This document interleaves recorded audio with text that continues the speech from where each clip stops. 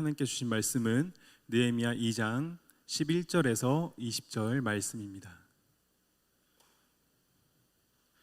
각자 있는 자리에서 성경책을 펴시고 혹은 앱을 통하여서 함께 교독하도록 하겠습니다.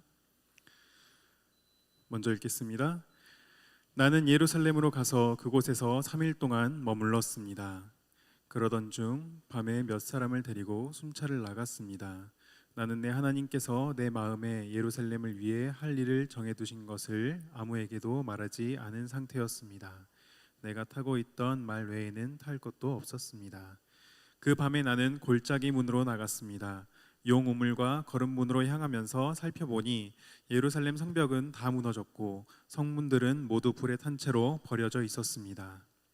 그러고는 샘문과 왕의 못을 향해 갔습니다. 그러나 너무 비좁아 말을 타고 지나갈 수조차 없었습니다. 그래서 나는 밤에 시내를 따라 올라가면서 성벽을 살피고 골짜기 문을 지나 되돌아왔습니다. 관리들은 내가 어디에 갔는지 무엇을 했는지 알지 못했습니다. 내가 유다 사람이나 제사장이나 귀족이나 관리나 그 일을 하게 된 다른 어떤 사람에게도 이것을 말하지 않았기 때문이었습니다. 그 후 나는 그들에게 말했습니다. 우리가 당면한 고난은 여러분이 보는 바와 같소. 예루살렘은 폐허가 됐고 그 성문들은 불에 타버렸소. 자, 이제 우리가 예루살렘 성벽을 재건합시다. 그러면 우리가 다시는 수치를 당하지 않을 것이오. 나는 또한 내 하나님의 은혜로운 손길이 내게 있는 것과 왕이 내게 말한 것을 그들에게 말해 주었습니다. 그들이 대답했습니다. 우리가 재건을 시작합시다. 이렇게 그들은 이 선한 일을 시작했습니다. 그러나 호론 사람 산발락과 관리인 암몬 사람 도비아와 아라비아 사람 게셈이 이 말을 듣고 우리를 조롱하고 비웃었습니다. 그들이 말했습니다. 너희가 무슨 짓을 하려는 것이냐? 왕에게 반역이라도 할 참이냐? 같이 읽겠습니다. 내가 그들에게 대답했습니다. 하늘의 하나님께서 우리를 위해 이 일을 꼭 이뤄주실 것이다. 성벽 재건은 주의 종인 우리의 할 일이다. 너희는 아무 목도 없고 권리도 없고 역사적 명분도 없다. 아멘. 네, 오늘 우리 계속해서 느헤미야의 말씀을 보고 있습니다. 느헤미야를 통해 하나님이 지금의 이 시대를 살아갈 수 있는 방법들을 우리에게 알려주셨고, 그 다음에 느헤미야의 삶을 통해 신앙인이 어떻게 살아야 하는지에 대한 가이드를 우리에게 주고 계시는 줄로 믿습니다. 지난 시간을 통하여서 하나님은 느헤미야를 기도하게 하셨다는 것을 우리가 알게 되었고요. 그리고 그가 나아가야 될 길을 기도하는 자에게 보여주셨다는 사실을, 왕이라는 하나님의 도구를 사용하셔서 그를 통해 많은 것들을 채우시고 돌보신다라는 사실을 우리가 함께 말씀을 통해 보았습니다. 하나님의 일을 할 때 가장 어려운 것은 아마 시작인 것 같습니다. 이 일을 과연 해야 되는가에 대한 끊임없는 고민이 우리의 신앙 가운데 하나님이 이 일을 하기를 원하시는가로 확장이 되고, 또 그 생각들이 모든 일을 시작할 때 우리를 굉장히 어렵게 하는 과정 중에 하나죠. 어려움이 있을 때 이 시작도 못하고 무너지는 경우를 너무나 많이 보다 보니까 이 시작이 얼마나 어려운지를 우리는 너무나 잘 알고 있습니다. 정말 옛 선조들의 말처럼 시작이 반입니다. 특별히 신앙에서는요, 이게 더더욱 두드러지는데요, 결단하고 내딛는 그 한 걸음이 절반 이상의 의미가 되어 줍니다. 오늘 느헤미야는 그 시작을 하나님이 허락하셨고 아닥사스다 왕을 통해서 그 모든 것들을 준비해 주셨습니다. 가장 어려운 시작이라는 관문을 뚫고 이제 본 게임을 시작할 때가 된 것이죠. 그런데 우리가 이 시점에서 간과하지 말아야 될 것이 있습니다. 그것은 무엇이냐? 바로 시작이 선했다고 끝까지 그것이 선할 거라는 교만을 버려야 한다라는 것입니다. 11절 말씀인데요, 11절은 우리에게 이렇게 이야기하고 있습니다. 나는 예루살렘으로 가서 그곳에서 3일 동안 머물렀습니다. 아멘. 3일 동안 예루살렘에 느헤미야가 머물렀다라고 이야기를 합니다. 예루살렘에 도착했지만 공식적으로는 3일 동안 아무것도 하지 않았다라는 이야기죠. 사실 느헤미야는 지금 굉장히 열정에 넘치는 상태입니다. 왕이 그를 보내는 그 과정들을 통하여서 그래, 이제 하나님의 뜻이 예루살렘 성벽을 재건하는 일이라는 것을 너무나 명확하게 확신하고 있었고 두려움 가운데 왕 앞에 갔지만 넘치도록 왕이 축복을 부어주셔서 정말 왕의 군대 장관과 함께 왕의 특사의 자격으로 예루살렘으로 돌아온 상황이기 때문에 굉장한 열심과 또 굉장한 은혜가 넘쳐있는 열정의 상태에 머물러 있죠. 그런데 그렇게 흥분한 상태에서 바로 일을 시작해도 되는 상태에서 느헤미야는 3일을 아무것도 하지 않았다라고 이야기를 하고 있습니다. 그렇다면 이 3일 동안 느헤미야가 한 일은 무엇일까요? 느헤미야가 그냥 3일 동안 여독을 풀기 위해서 그냥 그 3일을 아무것도 하지 않고 공식 석상에 나타나지 않았겠습니까? 그것이 아니라는 것을 우리는 너무나 잘 알고 있죠. 이 3일 동안 느헤미야가 했던 것은 무엇이냐? 바로 내가 지금부터 해야 하는 일의 의도와 목적이 하나님께 선한 것임을 다시 한번 확인하고 그 뜻을 하나님 함께 아뢰는 작업을 했다라는 것입니다. 다른 말로 3일 동안 느헤미야가 한 것은 바로 하나님 앞에 기도한 것이죠. 지금까지의 모든 과정에서 느헤미야는 한 번도 기도를 쉰 적이 없습니다. 예루살렘의 상황을 들을 때도 울며 하나님 앞에 기도했고요. 하나님 앞에 지혜를 달라고 기도를 했고, 그렇게 왕 앞에 나아갔을 때 왕이 말을 할 수 있는 기회를 준 순간에도 느헤미야는 잠시 멈춰서 하나님 앞에 기도했습니다. 그리고 하나님의 은혜를 받아 예루살렘으로 온 지금 이 순간에도 느헤미야는 다시 한번 3일의 시간을 하나님 앞에 올려드리면서 지금부터 내가 해야 될 일과 지금부터 내가 가야 될 방향성을 하나님 앞에 물었다라는 거예요. 우리의 인생은요, 이 느헤미야의 인생과 같은 인생이 되어야 합니다. 우리는 매 순간 기도를 멈추어서는 안 됩니다. 사명을 위해 하나님 앞에 기도하는 시간, 하나님 나에게 어떤 사명이 있습니까? 내가 무엇을 향해 달려가야겠습니까? 라고 비전을 물어보는 시간에 열심히 기도했다라면 그 비전을 우리가 깨닫고 시작하는 일에서도 우리는 기도를 쉬지는 말아야 한다라는 거예요. 12절 말씀에 보면 내 하나님께서 내 마음에 예루살렘을 위해 할 일을 정해두신 것에 대한 응답을 느헤미야가 받았다는 것을 우리가 알 수 있습니다. 그 이야기는 무엇이냐면 분명히 처음에도 그 마음을 받았지만 그 사역의 자리 가운데 찾아가고 하나님의 일하심 가운데 찾아갔을 때 동일한 응답을 받고 나서야 움직이기 시작해야 된다는 거예요. 그리고 그 시작을 하게 되는 계기는 바로 기도여야 한다라는 사실입니다. 우리는 모든 하나님의 일을 시작하기 전에 그 일의 의도와 목적이 하나님께 선한 것임을 다시 한번 물어야 합니다. 기도해야 합니다.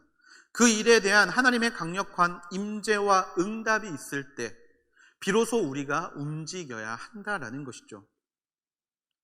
매번 그 다음 단계로 넘어가야 할지에 대해서 물어봐야 합니다. 하나님, 제가 지금 이 순간 어떻게 해야 합니까? 목적을 이루는 과정 가운데 어떻게 그 목적을 이루어가면 좋겠습니까? 라고 끊임없이 하나님 앞에 물어보아야 합니다. 그리고 그 일이 마무리될 때까지 우리의 기도는 절대로 멈추어서는 안 된다라는 거예요. 그렇다면 우리의 인생에 비전을 주신 하나님께서 우리의 인생을 통해 비전을 이루어 가시고 우리가 하나님을 만나는 그 순간까지, 하나님을 배우는 그 순간까지 하나님의 그 비전의 사역을 우리에게 명령하셨다면 우리는 절대 잊지 말아야 될 한 가지가 있음을 발견하게 됩니다. 바로 우리의 기도는 죽을 때까지 쉬어서는 안 된다라는 거예요.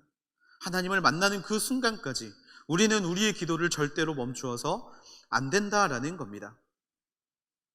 시작할 때 기도는 너무나 잘합니다. 처음에 시작할 때는 기도 너무 잘합니다. 학교를 처음 갈 때도 우리는 기도로 학교를 가게 되고요. 직장을 처음 준비할 때도 우리는 그 직장을 위해서 끊임없이 기도하면서 준비하는 것은 너무나 잘합니다. 그런데 학교를 들어가는 순간, 직장을 들어가는 순간 더 이상 우리가 그곳을 위하여 기도하는 것을 찾기는 너무나 어려운 것이 현실이죠. 시작할 때 받은 말씀이 너무나 커서 기도하지 않는 걸까요?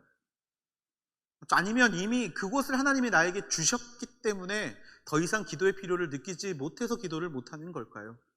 확실한 건 우리는 더 이상 그곳을 위하여 기도하는 것을 우리의 의무나 필요라고 생각하지 않는다라는 사실입니다. 그런데 바울은 그 분야에 대해서 우리에게 명확하게 이야기하고 있죠. 쉬지 말고 기도해라. 쉬지 말고 기도해라. 이 쉬지 말고 기도하라라는 이야기는 무엇입니까? 매 순간, 매 시간 내가 서 있는 그 장소를 위해서 기도하는 것을 멈추지 말아라. 네가 만나는 모든 사람을 위해 기도하는 것을 멈추지 말아라 라는 이야기입니다. 그리고 그것이 하나님의 뜻이라고 우리에게 전하고 있죠. 여러분, 우리의 기도는요 멈추어서는 안 됩니다.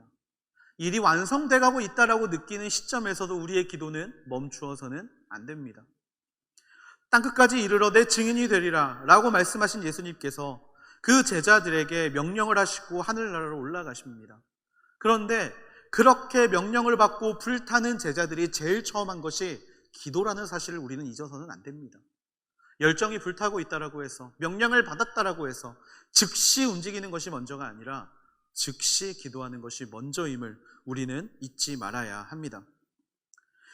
기도를 멈추는 순간 우리는 내 뜻을 하나님의 뜻이라고 착각합니다. 기도를 멈추는 순간 내 마음이 하나님의 마음으로 착각하게 됩니다. 하나님의 마음으로 착각하게 되는 순간 우리는 교만에 빠지게 되고, 그 길은 좁은 길이 아니라 내가 선택하는 길, 내가 원하는 길, 내가 하고 싶은 대로 하는 길이 됨을 우리는 기억해야 합니다. 그래서 하나님이 일하시는 방법은요 방탈출하고 좀 비슷한 것 같아요. 방탈출을 해보셨는지는 모르겠지만, 방탈출은요 힌트를 얻어서 하나하나의 문제를 풀어가고 나중에 그 방의 마지막 자물쇠를 여는 게 방탈출의 일이죠. 그 다음으로 나아가기 위해서는 힌트를 찾아야 합니다. 힌트, 그 문을 열기 위한 힌트. 물론 처음부터 끝까지 1부터 자물쇠를 풀 때 1부터 100까지를 다 넣어보는 방법도 있어요. 그런데 그런 방법은 시간이 너무나 많이 걸리죠. 제한된 시간 안에 답을 찾기 위해서는 힌트를 찾아야 합니다. 그런데 이 힌트를 못 찾은 사람들의 특징이 있어요. 뭐냐면 건들지 말아야 될 것들을 건듭니다. 이 방탈출에 들어가 보면요 이건 힌트가 아닙니다라고 써 있는 것들이 있어요. 그게 왜 써 있냐면 하도 부시니까 써 있는 거예요. 그냥 이 사람 저 사람이 여기 힌트에 있나라고 하면서 그 방의 모든 걸 부시니까 그냥 아예 써놓은 거예요. 이건 힌트가 아닙니다. 올바른 힌트를 찾으세요. 사실 힌트를 못 찾은 사람들은요 그렇게 모든 것들을 때려 부시고 아닌 곳에 막 들어가고 막 뜯지 말아야 될 것들을 막 뜯게 됩니다. 힌트를 얻고 싶을 때는 어떻게 해야 되냐면 올바른 힌트를 찾을 수 있는 루트를 찾아야 돼요. 그리고 또 하나의 방법이 있습니다. 바로 사장님께 물어보는 거예요. 사장님, 힌트 좀 알려주세요. 그러면 사장님이 힌트를 알려줍니다. 이 역할을 하는 것이 바로 하나님이라는 거예요. 하나님의 일은요 하나님이 기뻐하시는 사인과 힌트를 찾아가며 하나님이 계시는 그곳을 향해 나아가는 것입니다. 그리고 또 하나, 하나님께 기도하면서 하나님이 주시는 메시지를 들어가면서 지금의 이 순간의 문제를 열어가는 것이 바로 하나님이 일하시는 방식 중에 하나라는 거예요. 느헤미야가 도착하자마자 3일 동안 하나님께 기도함을 통해 하나님이 느헤미야에게 알려주신 힌트가 있습니다. 그것이 무엇이냐면 바로 침묵하라입니다. 침묵하라. 12절 말씀인데요, 12절 말씀 같이 한번 읽어볼까요? 각자의 처소에서 12절 말씀을 같이 한번 읽어보겠습니다. 시작. 그러던 중 밤에 몇 사람을 데리고 순찰을 나갔습니다. 나는 내 하나님께서 내 마음에 예루살렘을 위해 할 일을 정해두신 것을 아무에게도 말하지 않은 상태였습니다. 내가 타고 있던 말 외에는 탈 것도 없었습니다. 아멘. 하나님의 힌트가 있을 때 그 힌트는 윤활유 같은 역할을 하게 됩니다. 어려운 것들을 가능하게 하는 윤활유 같은 일들을 감당하게 돼요. 하나님이 주시는 지혜는요 하나님의 일을 할 때 반드시 필요한 것입니다. 오늘 느헤미야에게 주시는 하나님의 지혜는 바로 침묵의 지혜라는 거예요. 대의 명분이 뚜렷하고 내가 받은 말씀이 확실하다고 생각하면 모든 사람들은 그 일을 불도저처럼 밀어붙이려고 하는 특징을 보입니다. 다른 사람들과 싸우는 것도 망설이지 않아요. 야, 하나님이 나한테 이렇게 말씀하셨어. 그러니까 이게 정답이야. 이게 맞아. 라고 이야기를 하면서 다른 사람들의 믿음과 지혜 없음을 공격합니다. 그렇게 나에게 주신 말씀을 붙잡고 너무나 담대하게 정말 세상에 내가 제일 옳은 사람이라고 갈 때가 많아요. 그런데 그러면 무너지는 것들이 있습니다. 뭐가 무너지냐면 관계가 무너집니다. 근데 여러분, 하나님의 일은요, 사람을 통해 하십니다. 하나님의 일은 사람을 통해 하세요. 한마디로 하나님의 일은 관계를 통해 이루어지는 일이 굉장히 많음을 기억해야 합니다. 느헤미야는요, 오자마자 자신이 가지고 온 왕의 명령과 하나님의 명령을 당시의 백성들에게 말하지 않았습니다. 말을 함부로 할 때, 굳이 하지 않아도 될 말을 인과관계 없이 이야기할 때 화를 부름을 그는 너무나 잘 알고 있었고, 하나님께서는 그 사실을 느헤미야에게 깨닫게 해주셨다라는 거예요. 느헤미야가 하나님 앞에 지혜를 구함으로 기도할 때 하나님이 침묵을 말씀하신 겁니다. 느헤미야는 3일째 되던 날 밤에 극비리에 몇몇 사람들을 모았습니다. 그리고 성벽을 오르기 시작했습니다. 그 성벽을 복구하라는 하나님의 응답을 받았고 왕의 허락을 받았지만 침묵한 채 아무에게도 드러나지 않은 채 밤에 무너진 성벽을 걷기 시작한 겁니다. 사람들은 분명히 궁금했을 거예요. 느헤미야가 여기 도대체 왜 왔을까? 왕의 군대 장관의 호의를 받는 왕의 특사로서 여기에 왜 온 걸까? 굉장히 궁금한 상황이었지만 느헤미야는 한마디도 말하지 않습니다. 느헤미야가 한 일은 무엇이냐면 바로 순찰을 돌기 시작한 거예요. 말씀에는요, 순찰의 코스가 나옵니다.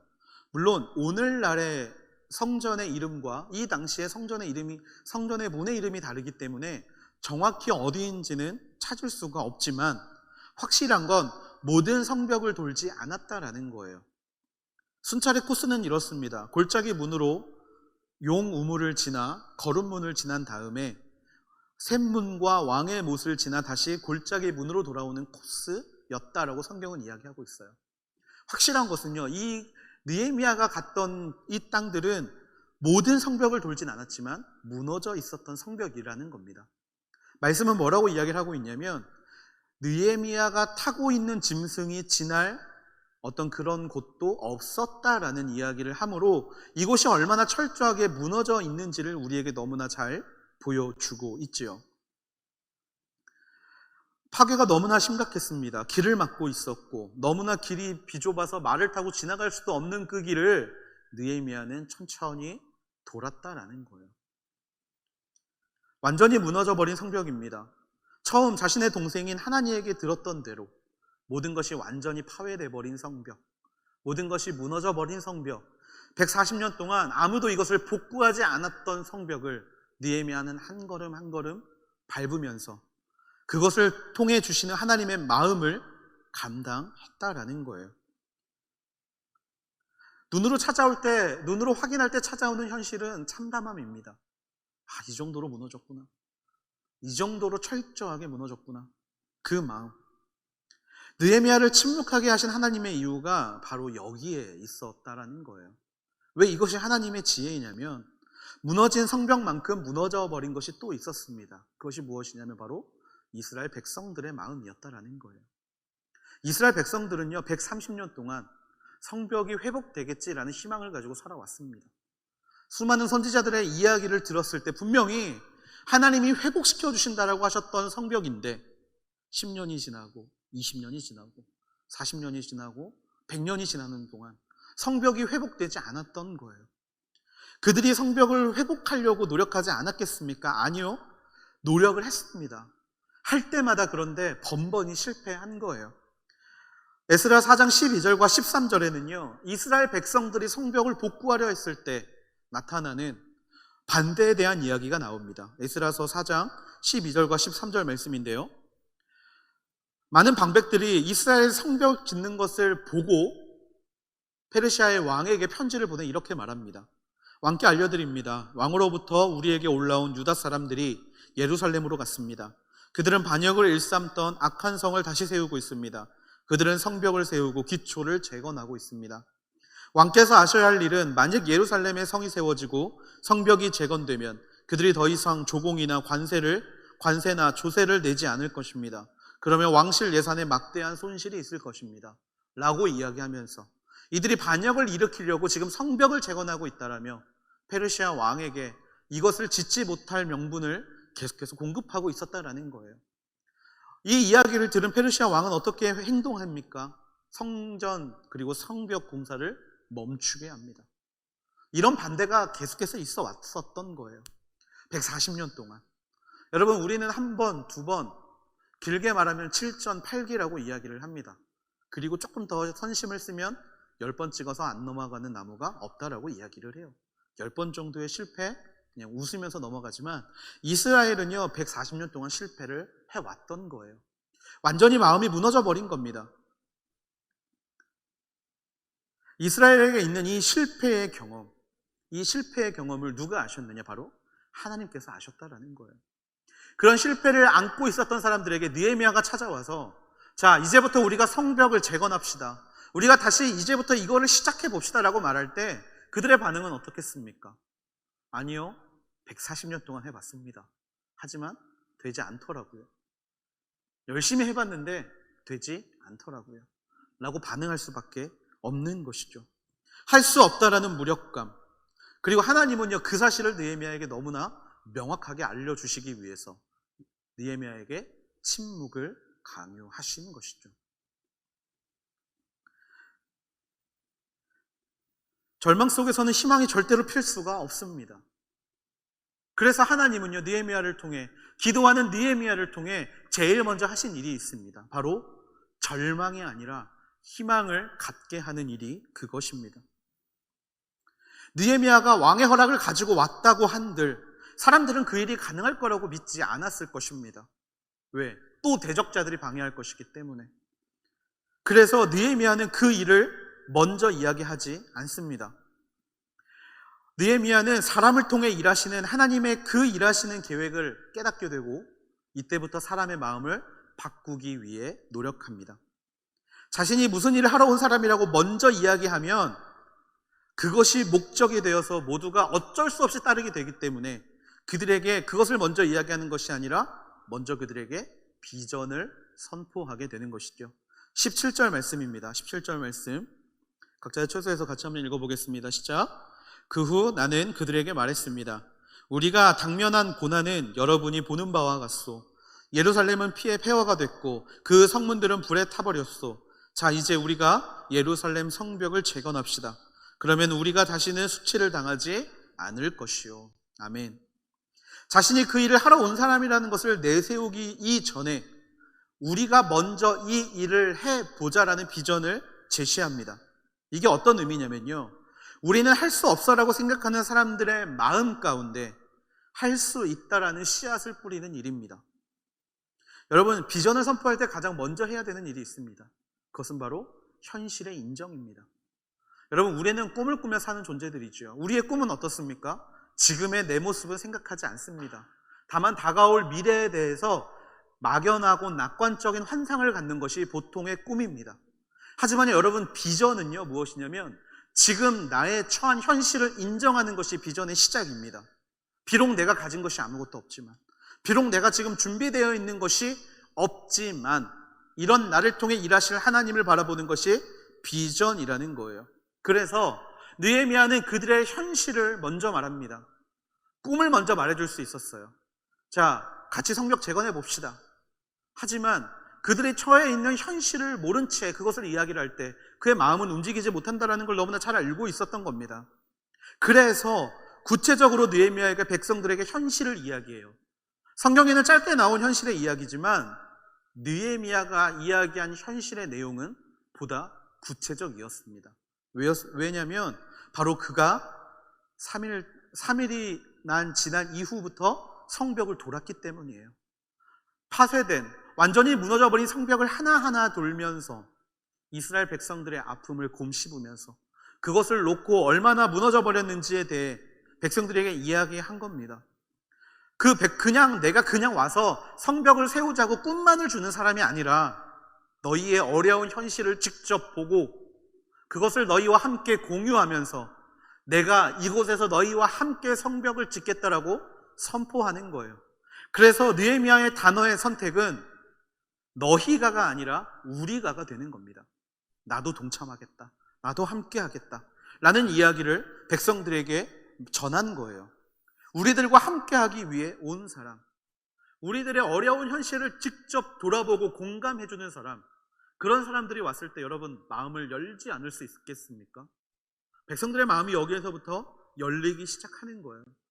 들리는 소문이 백성들의 마음을 더 열었을지도 모릅니다. 느헤미야가 어떤 사람이냐?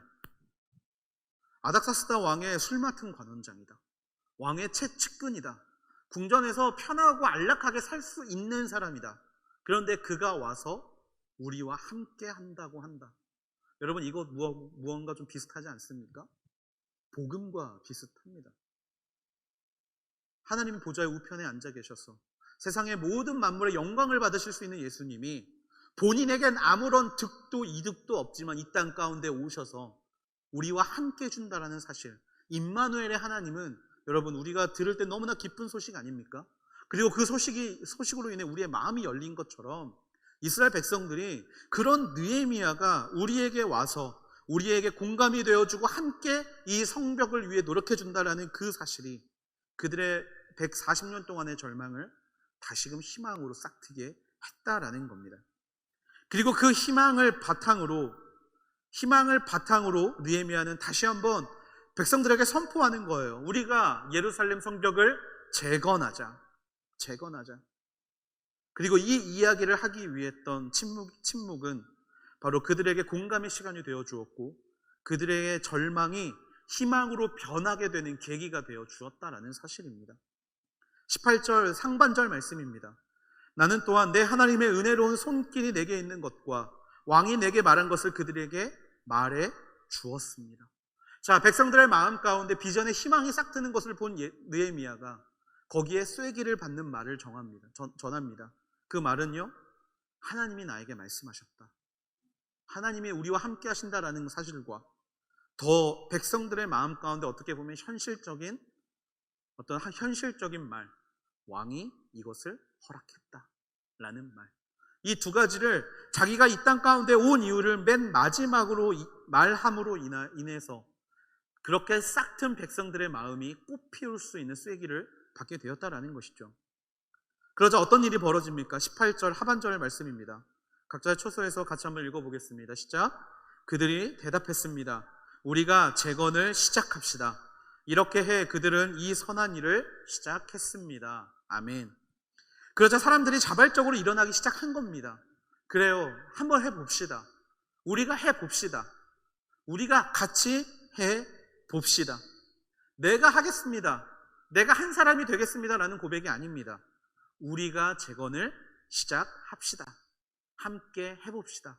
그 희망의 조그마한 씨앗이 이제 꽃이 되어서 그 땅을 변화시키는 하나님의 거룩한 향기로 변했다라는 거예요. 재건을 시작하자고 외치며 그 일을 시작했고 이것이 하나님이 보시기에 어떤 일이 되었느냐? 하반절에 보면 선한 일이 되었다라는 겁니다. 선한 일. 이것을 미루어 봤을 때 하나님이 우리에게 당신의 일을 맡기실 때 원하시는 것이 있다라는 거예요. 분명한 것은 나 한 사람의 비전이 될 수 있는 일이지만 이것이 선한 일이 되기 위해서 하나님이 사용하시는 방법은 함께함이라는 겁니다. 함께함. 너 혼자가 아니야. 함께하면 좋겠어. 그것을 위해 하나님이 우리에게 주신 것이 있습니다. 그것은 바로 공동체입니다. 공동체. 그리고 또 있습니다. 가족입니다. 가족. 그리고 또 있습니다. 우리의 회사, 우리의 직장. 모든 것이 하나님이 우리에게 주신 바로 이 선한 일을 이루기 위한 것이라는 거예요. 여러분, 비전이 있는 자에게 그 비전에 동참하는 사람들이 많다라는 것은요, 굉장한 폭발력을 나타낼 수밖에 없습니다. 삼겹줄은 끊어지지 않습니다. 하나님 안에서 한 사람은 무너질 수 있지만 2명은 꺾이지 않고 3명은 절대로 꺾이지 않는 것이 하나님의 뜻입니다. 그것을 위해서 예수님도 제자들을 12명을 세우신 거예요. 12명. 왜 예수님의 제자를 1명을 세우는 게 아니라 12명을 세웠겠습니까? 함께 하라고. 그리고 예수님이 제자를 파송할 때는 어떻게 파송합니까? 둘둘씩 짝지어서 파송하시죠. 서로의 연약함을 보충해 가면서 하나의 비전을 향해 달려가라고 하나님은 그것들을 준비해 놓으셨다라는 거예요. 하나님의 비전은 세상을 이기는 일입니다. 세상을 변화시키는 일입니다. 그리고 그 변화는 한 사람으로부터 시작하지만 정확히 말하면 한 사람으로부터 시작된 그 일들을 서로 맞들며 서로 하나 되어 그 일을 완성시키는 것이 하나님의 일이라는 거예요. 세상을 이기는 믿음의 사람들은 처음에는 외롭습니다. 고독을 경험합니다. 내가 이 비전을 감당할 수 있을까라는 생각에 고독합니다. 나와 뜻을 같이 하는 사람을 찾기가 어려워서 고독합니다. 하지만 그 고독의 시간에 하나님은 기도하게 하세요. 기도하면서 가야 될 방향성과 찾아야 될 목적을 발견하게 하시는 겁니다. 그 고독의 시간이 지난 이후에 하나님은 더 이상 그들을 고독하게 만들지 않으세요. 그때부터 하나님은 만남의 축복을 허락하십니다. 함께함의 축복을 허락하세요. 같이 세워가고 같이 이끌어가는 사람들을 붙여주십니다. 바울이 시작할 땐 너무나 외로웠습니다. 고독했습니다. 다메섹 도상에서 예수님을 만난 순간에 자신이 죄인임의 사실을 알고 그는 곧바로 치료를 받은 다음에 고향으로 돌아갑니다. 아무도 없는 곳에서 철저한 고독을 경험하게 돼요. 그런데 그 이후의 삶은 어떻습니까? 바울은 결코 혼자 사역하지 않습니다. 바울은 결코 혼자 사역하지 않아요.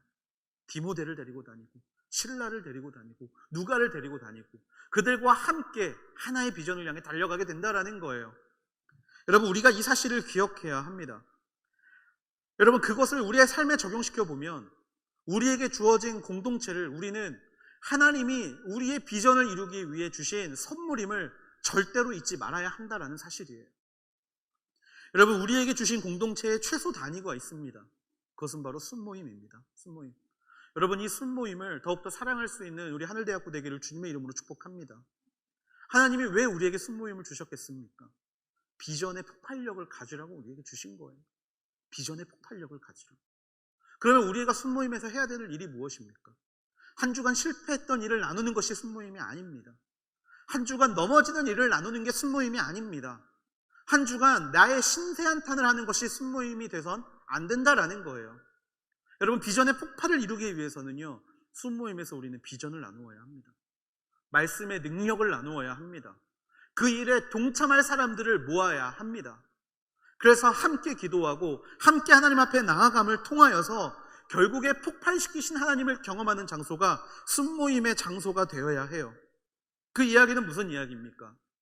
모든 사람이 승리를 누릴 수 있는 장소, 함께 승리를 위해 다른 박질을 할 수 있는 장소가 우리의 순모임이 되어야 한다라는 사실이에요. 여러분, 나눔을 왜 하는 겁니까? 나 이렇게 불행해라는 걸 말하기 위해서 나눔을 하시는 겁니까? 아닙니다. 나 이렇게 어려웠지만 너희들이 이야기해준 그 하나님을 내가 다시 한번 붙잡고 이겨볼게 라는 승리의 경험의 공유가 바로 순모임의 핵심입니다. 나눔의 핵심입니다. 그렇기 때문에 순모임에서는 절대로 패배자가 되어서는 안 돼요. 승리자가 되어야 합니다. 하나님이 그 비전을 통해 주시는 폭발력을 누려야 하기 때문에. 그리고 그 일은 여러분 자발적이 되어야 합니다. 자발적.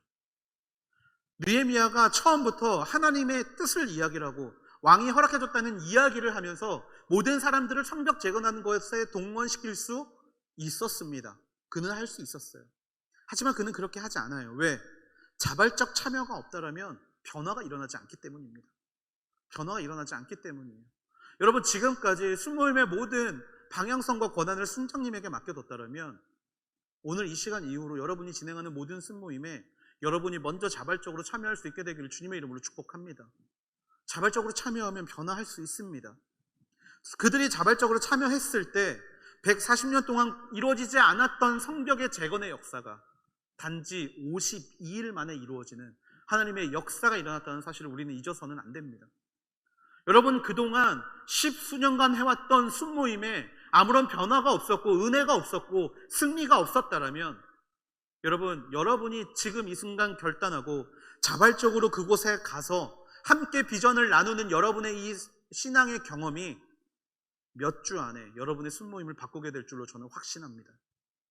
하나님은 그 일을 바로 우리에게 명령하셨고 리더에게 명령하셨고 동시에 따라가는 사람들에게도 명령하셨다는 사실을 우리는 기억해야 해요. 그리고 여기까지 이루어질 때 우리가 한 가지 절대로 간과하지 말아야 될 것은 바로 이 폭발력의 계기가 어디에서부터 왔느냐라는 거예요. 그것은 여러분 쉬지 않고 기도했던 느헤미야에게서부터 온 것임을 우리는 절대로 잊지 말아야 합니다. 이 침묵의 지혜를 누가 주신 겁니까? 하나님이 주신 거예요. 하나님이 주신 거예요. 우리의 지혜로 얻은 것이 아니라 하나님의 지혜인 겁니다. 말하지 않았더니 되려 더 큰 폭발력으로 하나님의 이 일을 원하시는 때에 원하시는 기간 동안 하나님이 가장 좋은 방법으로 이루는 역사가 일어나게 됐다라는 거예요. 저는 오늘 이 예배 가운데 함께하고 있는 모든 하늘대학부 지체들의 마음 가운데 이 지혜가 동일하게 임하게 되기를 주님의 이름으로 축복합니다. 그런데 이 지혜는 제가 여러분에게 떠 먹여줄 수 있는 지혜가 아닙니다. 제가 여러분에게 무조건 침묵하라고 말할 수 있는 것도 아닙니다. 이것은 언제 받을 수 있는 지혜냐? 기도할 때 받을 수 있는 지혜라는 거예요. 여러분의 삶을 위해 기도하고, 여러분의 비전을 위해 기도하고, 제일 중요한 것, 여러분의 지금을 위해 기도할 때 하나님은 여러분에게 이 침묵의 지혜와 맞먹는 더 큰 지혜로 여러분의 인생을 하나님께 맡길 수 있을 그 길을 보여주신다라는 것입니다.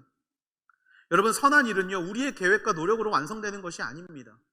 우리의 섬김 필요하지만 하나님의 함께 하심이 더해지고 공동체가 함께하는 놀라운 폭발력이 있을 때 그 선한 일은 이루어집니다. 선한 일을 하기 위해 꼭 필요한 필수 조건은 기도라는 사실을 우리는 절대로 잊지 말아야 합니다. 이 하나님의 지혜를 언제나 구할 수 있는 저와 여러분이 되기를 주님의 이름으로 축복합니다. 그리고 이 지혜를 구하기 위해 쉬지 않고 기도한다라는 하나님의 그 법칙을 잊지 않는 우리 모두가 되기를 주님의 이름으로 축복합니다. 이렇게 기도하는 자에게, 이렇게 기도하며 하나님 앞에 나아가는 자에게 하나님은 분명히 하나님의 놀라운 지혜를 더해 주실 줄로 믿습니다. 그리고 또 하나 우리가 기억해야 될 것, 제가 매주 말씀드리지만 비전을 품고 하나님의 지혜를 가지고 달려가는 자에게도 반대는 계속된다라는 사실, 그것을 우리는 잊지 말아야 합니다. 19절 말씀, 그러나 호론 사람 산발랏과 관리인 암몬 사람 도비야와 아라비아 사람 게셈이 이 말을 듣고 우리를 조롱하고 비웃었습니다. 그들이 말했습니다. 너희가 무슨 짓을 하려는 것이냐? 왕에게 반역이라도 할 참이냐? 반대하는 세력은 계속해서 나타납니다. 그런데 여러분, 이 세력의 특징들이 있습니다.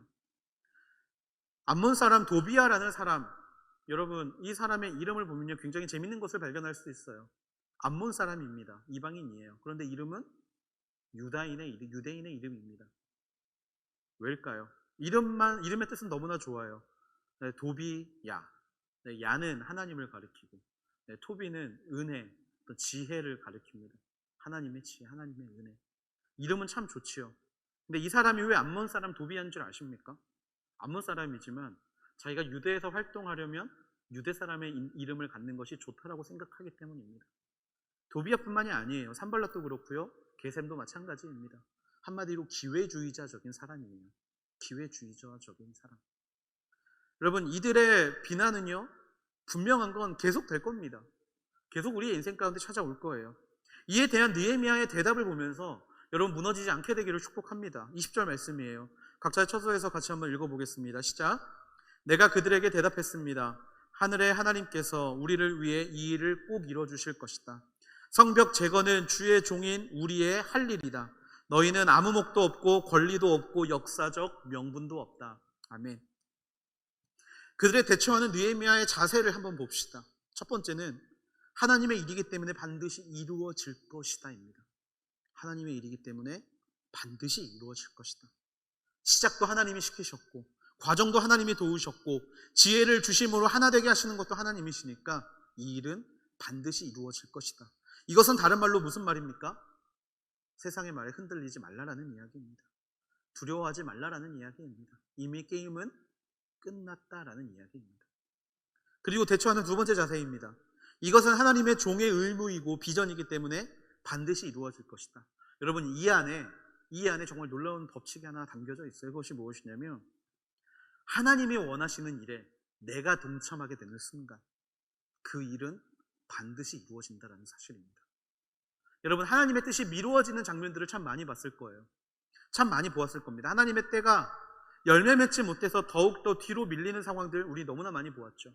하지만 여러분 기억하십시오. 하나님의 계획 안에 우리가 그 일에 동참하겠다 결단하는 순간 이미 게임은 끝난 겁니다. 내가 결단하는 순간 이미 게임은 끝난 거예요. 그 일은 곧 반드시 이루어질 줄로 믿습니다. 하나님도 원하고 나도 원하는 일이기 때문에 이것은 무조건 가능한 겁니다. 하나님의 시선과 내 시선이 하나 될 때 더 이상 거리낄 것이 없게 되는 거예요.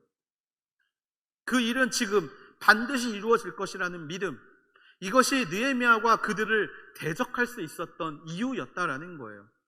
너희는 아무 목도 없다. 너희는 아무 권리도 없다. 왜? 이것은 하나님이 하시는 것이고 그 하나님의 일에 내가 동참하는 것이기 때문에 너희는 아무나 권리도 없고 아무런 목도 없다. 이 담대함. 여러분, 이 담대함이 우리의 인생 가운데 나타나게 되기를 주님의 이름으로 축복합니다. 기도하는 자에게는요, 이런 담대함이 생긴다라는 거예요. 이런 담대함의 근거가 생긴다라고 제가 지난주에도 말씀드렸던 기억이 있습니다. 여러분, 이 근거를 여러분의 인생 가운데 찾아오신 하나님의 은혜를 꼭 기도해서 찾을 수 있는 저와 여러분이 되기를 주님의 이름으로 축복합니다. 여러분, 반대하는 자들의 목적은요, 마음에 들지 않기 때문이에요. 신경 쓰지 마세요. 여러분, 그들에게 무너지지 마세요. 매 순간 여러분을 공격하는 그들의 모습에 마음 뺏기지 마십시오. 그들은요, 결국 반대를 위한 반대이고 타협을 위한 반대이고 자기들과 다르기 때문에 찾아오는 반대가 밖에 되지 않는다라는 사실을 기억하십시오. 두려워할 필요는 전혀 없습니다. 이미 하나님이 하시겠다고 말씀하셨고 내가 아멘으로 화답했다라면 그 일은 더 이상 무너지는 일이 아니게 되기 때문입니다. 말씀을 마무리합니다. 결국에 하나님이 우리에게 원하시는 것은 선한 일입니다. 선한 일. 그리고 이 선한 일은 우리가 기도함으로 하나님의 지혜를 받고 공동체가 하나 되어 이 선한 일을 이루며 나아갈 때 이 선한 일은 비로소 하나님이 보시기에도 선한 일이 됩니다. 하나님의 방향성과 우리의 방향성을 일치시켜야 합니다. 하나님의 시선과 나의 시선을 맞추어야 하고 하나님의 손길 위에 나의 손길을 포개어야 합니다. 그리고 그러기 위해서는요, 우리가 기도해야 할 줄로 믿습니다. 기도하면 선한 일이 시작됩니다. 그리고 그 기도함에 우리의 하나님의 지혜가 더하여 거기에 우리의 결단이 더해지면 그것은 하나님이 보시는데 너무나 아름다운 선한 일이 됩니다. 그러기 위해서 쉬지 않고 기도할 수 있는 우리 하늘대학교 되기를 주님의 이름으로 축복합니다. 그리고 기도하면 하나님이 우리에게 지혜를 허락하시고 삶의 풍성함을 더하실 것을 잊지 않는 우리 모두가 되기를 주님의 이름으로 축복합니다. 그리고 마지막으로 고난이 찾아오는 것은 당연한 것이라는 것을 인정하고 고난이 찾아올 때 두려워서 넘어 쓰러지는 것이 아니라 기도함으로써 이 끝이 이미 이루어졌음을 믿는 마음으로 담대하게 모든 상황을 뚫고 하나님의 선한 일에 동참할 수 있는 저와 여러분이 되기를 주님의 이름으로 축복합니다. 쉬지 말고 기도하십시오. 기도 안에 하나님의 지혜가 담겨 있습니다. 그리고 그 지혜를 통하여서 한 주간을 살아낼 수 있는 우리 모두가 되기를 축복합니다. 이번 한 주간 승리하십시오. 권면이 아닙니다. 승리해야만 합니다. 승리함을 경험했을 때 기도의 능력이 우리의 전 인생을 사로잡게 될 줄로 믿습니다. 느헤미야처럼 기도함으로 승리하는 인생이 될 수 있는 저와 여러분이 되기를 주님의 이름으로 간절히 축원합니다. 우리 시간 각자의 처소에서 한 가지만 놓고 좀 같이 기도하면 좋겠습니다. 하나님, 무슨 일을 시작할 때 하나님 앞에 너무나 열심히 기도했던 우리의 모습들이 떠오릅니다. 달라고 기도할 때는 세상 그 누구보다 열정적으로 정말 나의 시간을 쪼개서 하나님 앞에 구했던 우리의 모습들이 있는데 아버지, 그 일이 시작되고 하나님의 계획이 우리의 인생 가운데 진행되는 과정 가운데서 아버지, 기도하는 모습을 찾아보기 어려운 우리의 모습을 주여 불쌍히 여겨 주시옵소서. 아버지, 이 시간 기도합니다. 하나님, 매 순간 기도를 쉬지 않는 그런 하나님의 자녀들이 되게 하여 주시옵소서. 아버지 하나님, 우리를 이 땅 가운데 보내신 하나님의 뜻이 우리가 하나님을 만나는 순간에 아버지 하나님이시여 이루어진다라면 우리의 기도는 하나님을 만날 때까지 쉬지 않아야 될 줄로 믿습니다. 아버지, 범사에 기뻐하게 하는 것에 더해서 범사에 감사하게 하시고 항상 감사하게 하시고 아버지, 쉬지 않고 감사하게 하는 것에 더해서 아버지, 항상 기도하게 하시고 범사에 기도하게 하시고 쉬지 않고 기도할 수 있는 그런 기도의 축복과 역사가 우리의 인생 가운데 이루어지게 하여 주시옵소서. 아버지 하나님, 기도에는 지혜가 담겨 있습니다. 아버지, 그 기도에 담겨져 있는 그 지혜를 우리가 구하기를 원합니다. 하나님의 뜻을 이뤄가는데 나의 아집과 나의 고집으로 아버지 그것들을 이뤄가는 것이 아니라, 그래서 모든 관계가 깨어져 버리고 무너지는 것들을 바라보는 것이 아니라 하나님이 주시는 그 지혜로 말미암아 느헤미야에게 주신 침묵의 지혜와 같은 그런 지혜로 말미암아 우리의 인생 가운데 풍성함으로 하나님의 놀라우심을 찬양할 수 있는 역사가 이루어질 수 있는 그런 믿음의 자녀들이 되게 하여 주시옵소서. 아버지, 이렇게 기도하는 인생으로 하나님의 선한 일에 동참하고 하나님의 뜻을 이룰 수 있는 믿음의 자녀가 되게 해달라고, 아버지, 그렇게 우리의 모든 인생 가운데 기도함을 쉬지 않고 온전히 하나님의 풍성함과 은혜로움을 누릴 수 있는 그런 기도의 용사가 되게 해달라고, 우리 시간에 느헤미야를 바라보며 함께 하나님 앞에 기도함으로 나아가시겠습니다. 오 주여, 아버지, 우리의 마음과 우리의 생각이 하나님께 집중하게 되기를 소망합니다. 아버지, 특별히 기도하는 것, 아버지, 그 하나님 앞에 집중하기 위하여 아버지 하나님이시여, 우리의 생각과 우리의 마음 모든 교만함을 내려놓고 하나님을 찬양하며 기도하며 나아갈 수 있는 믿음의 자녀들이 되게 하여 주시옵소서. 아버지, 시작할 때는 너무나 기도를 열심히 하는데 아버지 하나님이시여, 일이 시작되는 순간부터 기도를 놓아버리는 나의 모습이 있지는 않았습니까? 주여, 그런 모습이 내 안에 있었다라면 아버지 하나님이시여, 불쌍히 여겨주셔야 할 줄로 믿습니다. 아버지, 이 시간 다시 한번 기도의 영혼, 아버지 하나님이시여, 기도의 마음을 떠올리게 하여 주시고 아버지 하나님이시여, 기도의 뜻을 깨닫게 되는 믿음의 자녀들이 되게 하여 주시옵소서. 아버지 하나님의 선한 일을 이루기 위해서 지혜가 필요합니다. 하나님, 그 지혜에 공급하여 주시는 하나님 앞에 아버지, 우리가 물어보게 하시고 우리가 여쭈어보게 하시고 끝까지 하나님과 동행하며 나아갈 수 있는 믿음의 자녀들이 되게 하여 주시옵소서. 아버지 하나님이시여, 기도하는 자가 되게 하여 주시옵소서. 기도함으로 하나님의 뜻을 구하는 자가 되게 하여 주시옵소서. 아버지, 기도함으로 하나님 앞에 기뻐하며 달려갈 수 있는 그런 믿음의 자녀들이 되게 하여 주시옵소서.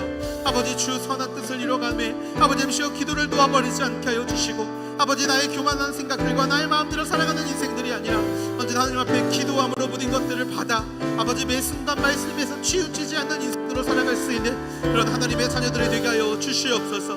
아 주여, 우리의 마음과 우리의 영혼을 주 앞에 맡겨드립니다.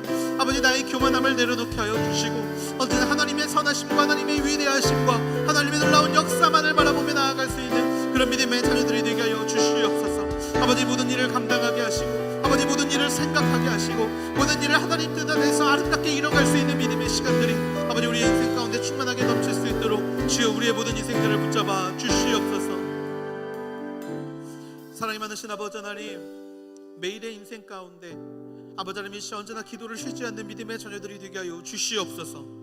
아버지, 기도는 정말 하나님과의 소통이고 아버지, 매 순간 하나님의 뜻을 구하는 하나님 앞에 올려드리는 우리의 거룩한 간구임을 믿습니다. 아버지 하나님이시여, 기도함을 통하여 아버지, 우리의 인생 가운데 지혜를 허락하여 주시고 아버지, 그 지혜로 말미암아 아버지, 우리의 인생 가운데 하나님의 선한 일이 아름답게 자리 잡을 수 있도록 주여, 우리의 모든 삶과 인생들을 붙잡아 주시옵소서. 아버지, 특별히 하나님께서 그 일을 이루기 위하여 아버지, 우리에게 공동체를 이루어 주신 줄을 믿습니다. 함께 걸어가라고, 함께 기도의 응답을 받으라고, 함께 기도함으로 아버지, 어려운 모든 일들을 이겨나가라고 아버지 하나님이시여, 그렇게 우리에게 붙여주신 그 공동체를 언제나 기억하고 먼저 그 공동체를 위하여 기도할 수 있는 믿음의 자녀들이 되게 하여 주시옵소서. 아버지, 특별히 순모임을 위하여 기도합니다. 아버지, 우리의 순모임에 역사가 없고 변화가 없습니까? 아버지, 그렇다면 이 시간 우리의 마음을 다시 한번 하나님 앞에 올려드린 채 하나님의 지혜를 구하며 우리의 순모임이 이스라엘 백성들의 마음처럼 변화될 수 있는 역사를 경험하게 하여 주시옵소서. 아버지, 자발적으로 참여하게 하여 주시고 아버지 하나님, 함께 승리를 고백하게 하시고 함께 하나님의 기적과 하나님의 비전을 공유할 수 있는 그런 귀한 순모임으로 우리의 모든 상황들을 변화시켜 주시옵소서. 아버지, 혹시 우리의 가정 가운데 힘을 잃은 자들이 있습니까? 그 가정 위에 믿음의 믿음 더하시고 은혜의 은총을 더하여 주셔서 다시 한번 승리를 선포할 수 있는 가정, 다시 한번 하나님의 역사를 경험할 수 있는 가정, 다시 한번 하나님의 뜻과 지혜를 구할 수 있는 가정으로 주여 세워 주시옵소서. 아버지, 코로나 시대에 아버지, 더욱더 얼굴 보기 어렵고 더욱더 모이기 힘든 이 시간 가운데 아버지 하나님, 우리에게 더욱더 도드러지는 아버지, 그런 공동체가 있음을 고백합니다. 아버지, 그 공동체가 우리 가운데 있는 이유는 기도하기 원하시는 하나님의 마음임 때문임을 믿사오니 아버지 하나님, 나를 위한 기도를 멈추지 않게 하시며 동시에 공동체를 위한 기도를 멈추지 않는 그런 믿음의 자녀들이 되게 하여 주시옵소서. 아버지, 이 기도를 통하여 하나님의 선한 일은 반드시 이루어질 것입니다. 하나님의 지혜를 통하여서 하나 되게 하시는 공동체들을 통하여서 이 선한 일은 반드시 이루어질 것입니다.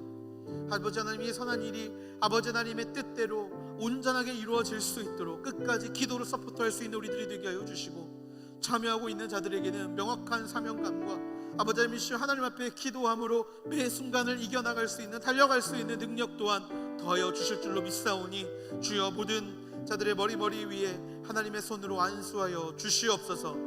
아버지, 한 주간이 시작됩니다. 아버지, 이 한 주간 먼저 기도함으로 하나님을 경험할 수 있는 한 주가 되게 하여 주시고, 기도함을 통하여서 우리의 삶의 선한 일이 이루어짐을 경험할 수 있는 한 주간들이 되게 하여 주시옵소서. 아버지, 모든 것을 아버지 연합하여 협력하여 선을 이루게 하신 하나님의 뜻을 우리의 인생 가운데 경험하게 하시고, 그로 인해 정말 말씀대로 이루어지는 아버지 그 역사의 현장일, 아버지 그 아름다운 열매를 우리의 눈으로 목도할 수 있는 믿음의 자녀 또한 되게 하여 주시옵소서. 그렇게 행하시는 하나님께 모든 찬양과 영광 올려드리며 사랑이 많으신 예수님의 이름으로 감사하며 기도드렸습니다. 아멘.